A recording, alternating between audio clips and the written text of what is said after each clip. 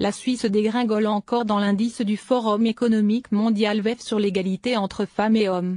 Elle ne fait plus partie des 20 meilleurs pays dans ce domaine, alors que la parité mondiale au travail n'est pas attendue avant 217 ans. Parmi les raisons à l'origine de cette baisse du 11e au 21e rang dans le document publié à Genève, il y a le fait que la Suisse décroche de la 15e à la 28e place de l'émancipation politique.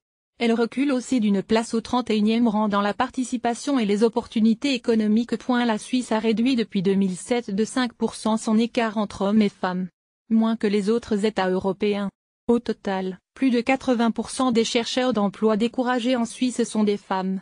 Les revenus mensuels moyens des femmes atteignent moins de 85% de ceux des hommes. En termes de formation dans les nouvelles technologies, les femmes n'atteignent que 13% du total d'hommes diplômés.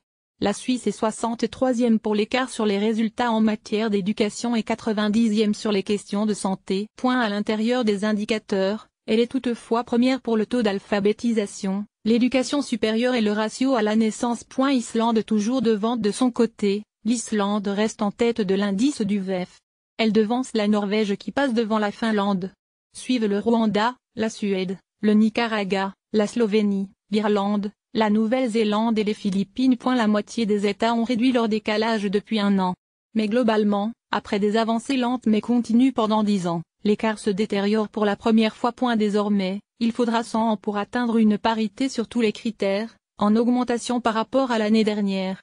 Celle dans le monde du travail n'est pas attendue avant 217 ans au rythme actuel, la pire évaluation depuis 9 ans, contre 180 ans en 2016. Au total, le décalage a été réduit de 68%, 0,3 points de moins qu'en 2016.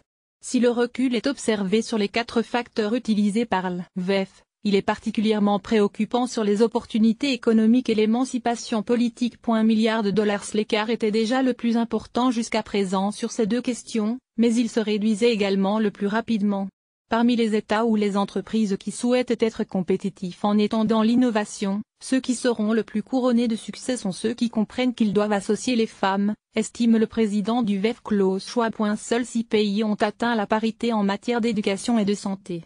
Sur la participation et les opportunités économiques, 13 pays ont réduit leur décalage d'au moins 80%.